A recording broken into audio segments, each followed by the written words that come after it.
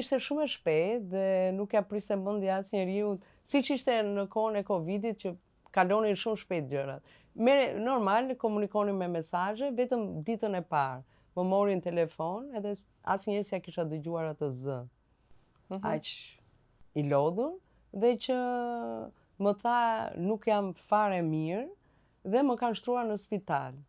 I thash mirë mos u lodh, e di sepse i thash po më ka thënë për të birin.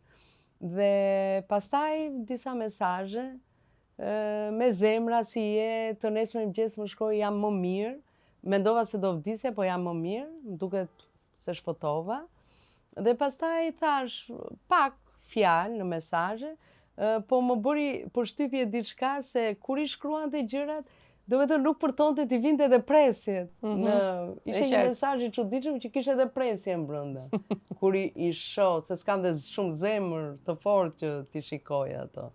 Dhe pastaj 2 ditë që heshti që unë komunikoja me fëmijët e tij ato 2 ditë. Dhe duket si një ëndër e keqe kjo periudha e Covidit, është e habitshme. Dhe ato ditë që unë vendosa unë do shkoj pavarësisht s'më lënë në spital, se e ndjeva që po ndodhte diçka. Edhe po pija kafe me mbesën, madje po më dridheshin edhe duart për të pyetur doktorin, edhe i thash unë merre shkruaje ti mjekut, edhe menjëherë ajo nuk kalon asnjë minutë dhe ajo vetëm vërtet.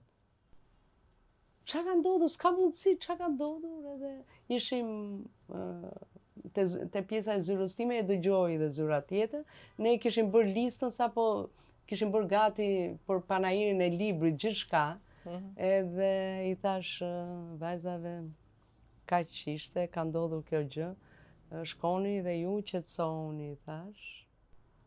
U mundova ta qetësoj veten, të lajmëroj miqt më të afërt, njerëzit e familjes time këtu, dhe që pastaj, do me thënë ai është varrosur menjëherë, dhe unë nuk e kam parë, nuk i kam shkuar as ke vari, edhe se asnjëherë nuk mund ta mendoj që gjithë ai burr mund ta zejë një diplomë vend.